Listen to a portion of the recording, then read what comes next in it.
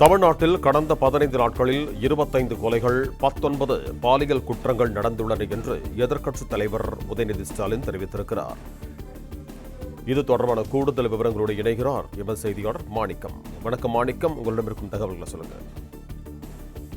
எதிர்க்கட்சித் தலைவர் உதயநிதி ஸ்டாலின் ஒரு சமூகத்தில் பதிவிட்டிருக்கிறார். அந்த பதிவுல தமிழ்நாடு சட்டம் ஒழுங்கு சீர்குலைந்திருப்பதாக கடுமையான விமர்சனங்களை முன்வைத்திருக்கிறார்.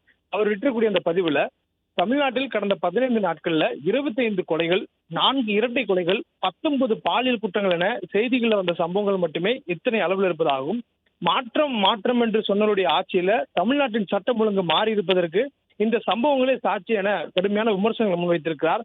மேலும் சம்பவங்களை குறிப்பிட்டிருக்கக்கூடிய சூழல்ல கோவை சூலூர் சிறுமிக்கு நடந்த கொடுமையினுடைய அதிர்ச்சியிலிருந்து தமிழ்நாடு மீள்வதற்குள்ளாகவே விழுப்புரம் மாவட்டத்துல மற்றொரு சிறுமிக்கு பாலியல் வன்கொடுமை நடந்திருக்கிறது. அதே போன்று சூலூர் சிறுமியினுடைய தாய்க்கு சொல்லாம அவசர கதியில உடல் எரிக்கப்பட்டிருக்கிறது என்பதை குறிப்பிட்டிருக்கக்கூடிய எதிர்க்கட்சித் தலைவர் மதுரை மீனாட்சி அம்மன் கோயில் அருகே சிறுவன் படுகொலை செய்யப்பட்டிருக்கிறார். மேலும் கோவையில ஒரு இளம்பெண் வீட்டின் மீது பெட்ரோல் குண்டு வீசப்பட்டிருக்கிறது. முதலமைச்சரின் சொந்த தொகுதியான பெரம்பூர்ல போதை கும்பல் ஒன்று 13 வாகனங்களுடைய கண்ணாடிகளை உடைச்சு அட்டுழியம் பண்ணிருக்கிறார்கள் என்ற செய்திகளாம் வந்திருக்கின்றன என்பதை குறிப்பிட்டு பதிவிட்டிருக்கக்கூடிய எதிர்க்கட்சித் தலைவர் உதயநிதி ஸ்டாலின், முதலமைச்சர் அவர்களே, இது தமிழ்நாடா உத்தரப்பிரதேசமா என்ற ஒரு கேள்வியும் முன்வைப்பதாக ஒரு விமர்சனத்தை முன்வைத்திருக்கிறார்.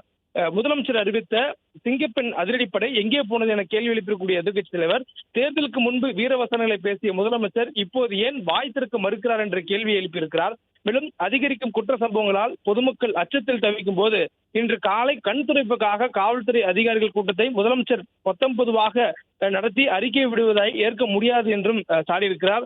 மேலும் நிலைமையின் தீவிரத்தை முதலில் அரசு உணர வேண்டும்.